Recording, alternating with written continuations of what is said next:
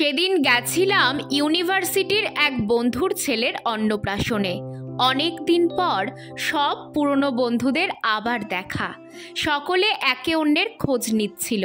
কে এখন কোথায় থাকে, কি চাকরি করে, কার কটি সন্তান, সকলের স্ত্রী বা স্বামী কি করেন, এই সবই আর কি।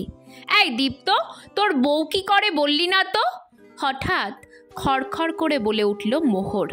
মোহর মেয়েটা বরাবরই একটু অন্যরকম, বেশ মেজাজি আর একটু রুক্ষ স্বভাবের, কথাবার্তাও রাফ। পিহু, ও তো হাউসওয়াইফ।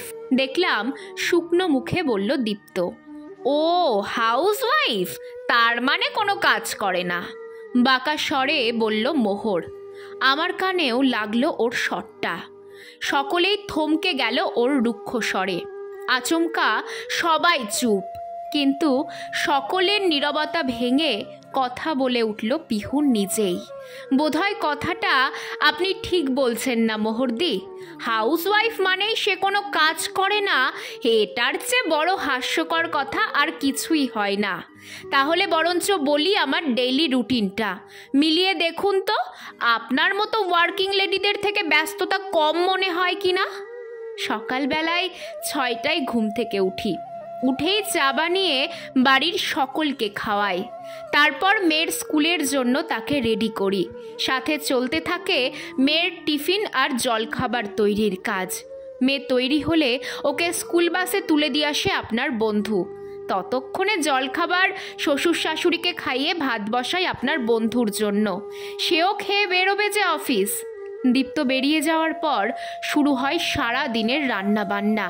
সকলের পছন্দ মতো রান্না করার চেষ্টা করি রোজ কিছু না কিছু। সব কাজ সেরে স্নান করতে করতে বেলা 1টা। তারপর সকলের লাঞ্চ মিটিয়ে উঠতে না উঠতেই মেয়ে ফিরে আসে। তারপর সারা দুপুর চলে হোমওয়ার্ক পর্ব, আর বিকেল হতেই আবার বিকেলের চা টিফিন তৈরির পালা। সব সেরে হাত খালি হয় সন্ধেবেলায় দীপ্ত ফেরার পর। সন্ধেটা আমার অবসর, আপনাদের মতোই। আপনারা যেমন সারা দিনের অফিস সেরে তারপর অবসর যাপন করেন, আমিও তাই করি।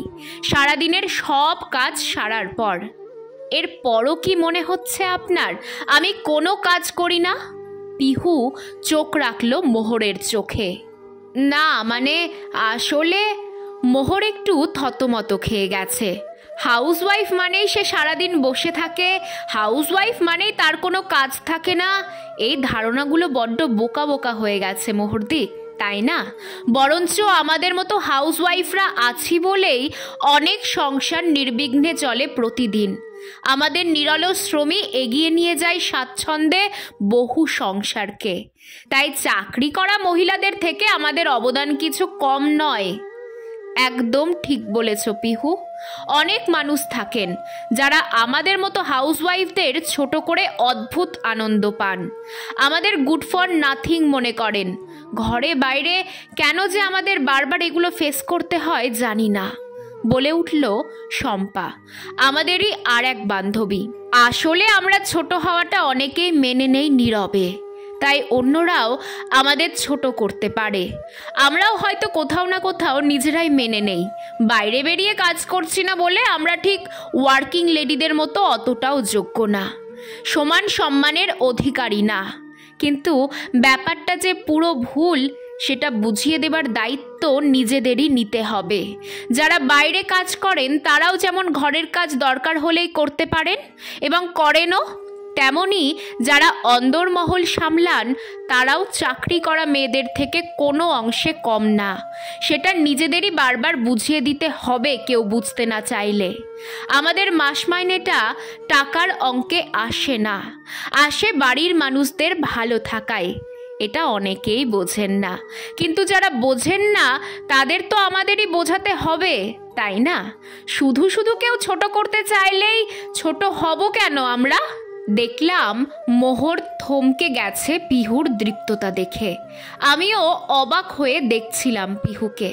সত্যি অনেকটা আলাদা ও।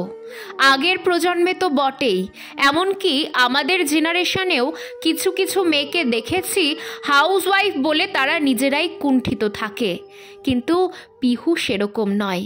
তাই ও সবার সামনে বলতে পারছে ও কারোর থেকে কম নয়, ওর অবদানও সংসারে কোনো অংশে কম নয় একজন কর্মরতা মহিলার থেকে। এরকম পিহুর মতো হাউসওয়াইফ আরও জন্ম নিক বিভিন্ন সংসারে, তবেই হয়তো বিনা বেতনের বাড়ির ম্যানেজারদের ছোট করার মানসিকতা নিয়ে চলা মানুষদের বলতি বন্ধ হবে একদিন।